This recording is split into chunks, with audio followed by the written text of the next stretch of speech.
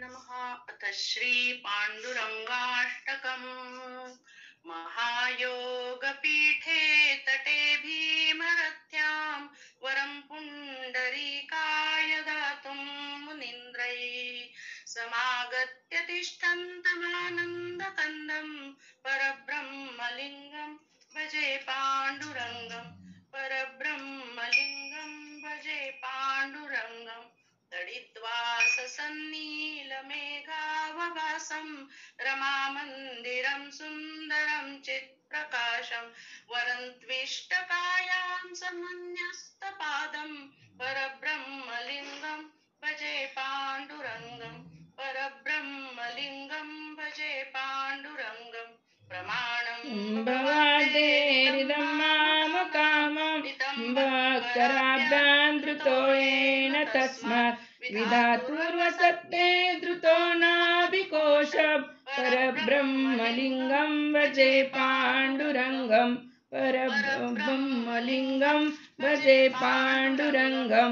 सुरत्कौस्तुभालकृतं कण्ठदेशे श्रियाजुष्टकेयूरकं श्रीनिवासं शिवं शान्तमिड्ढं वरं लोकपालं परब्रह्मलिङ्गं भजे पाण्डुरङ्गं ब्रह्मलिङ्गं भजे पाण्डुरङ्गं। शरचन्द्रबिम्बाननं चारुहासं लसत्कुण्डलाक्रान्तगण्डस्थलाङ्गं जपारागबिम्बाधरं कञ्जनेत्रं परब्रह्मलिङ्गं भजे पाण्डुरङ्गं परब्रह्मलिङ्गं भजे पाण्डुरङ्गं। किरीज्ज्वलोदिक्रान्तभागं सुरैरर्चितं दिव्यरत्नैरनर्गैः गङ्गाकृतिं बलमाल्यावतंसं परब्रह्मलिङ्गं भजे पाण्डुरङ्गं ब्रह्मलिङ्गं भजे पाण्डुरङ्गं।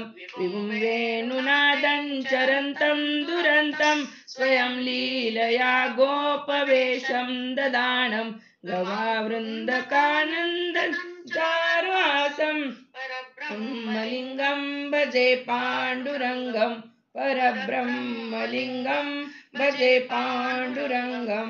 जं रुक्मिणीप्राणसञ्जीवनन्तं परन्धाम कैवल्यमेकं तुरीयं प्रसन्नं प्रपन्नार्तिं देवदेवं परब्रह्मलिङ्गं भजे पाण्डुरङ्गं परब्रह्मलिङ्गं भजे पाण्डुरङ्गं।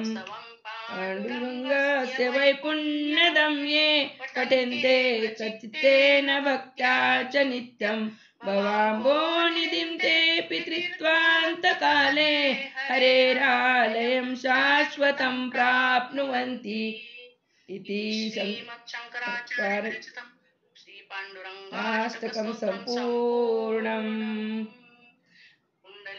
वरदारी विठ्ठल श्री ज्ञानदेव तुकाराम पंढरीनाथ भगवान की जय। माऊली ज्ञानेश्वर महाराज की जय।